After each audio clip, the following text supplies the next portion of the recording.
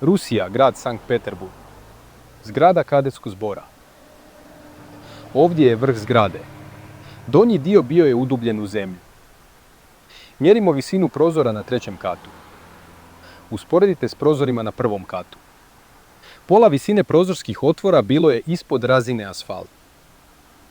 Povjesničari objašnjavaju da je zgrada utonula u zemlju pod vlastitom težinom. Navodno je zgrada tonula polako i postupno. U zemlju je tonuo centimetar godišnje. Stara fotografija ove zgrade. Fotografija je nastala prije 110 godina. Zgrada je utonula u zemlju do razine kao i danas. 110 godina zgrada se uopće nije srušila. Ni centimetar, ni inč. Spojila sam staru i modernu fotografiju. Jasno je vidljivo da se razina kolnika Kolnin nije nimalo promijenila u 100 godina. Visina 1. kata utonulog u zemlju ostala je ista. Prave fotografije proturječe pričama povjesničara. Look at the front doors. Vrata narušavaju simetriju zgrade. Ovdje bi trebao biti ulaz. In the central arch. Ali ulazna vrata bila su zatrpana zemljom.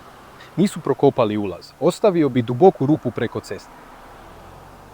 Provaljeni su ulazi u ostalim dijelovima zgrade. Lakše je bilo probiti zid nego otkopati cijelu zgradu.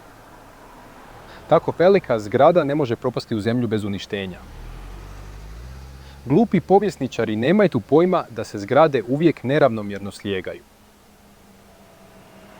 Ova zgrada je izgrađena od cigle. Ako je slijeganje neravnomjerno, zidovi od opeke će sigurno popucati. Zgrada će se raspasti i srušiti.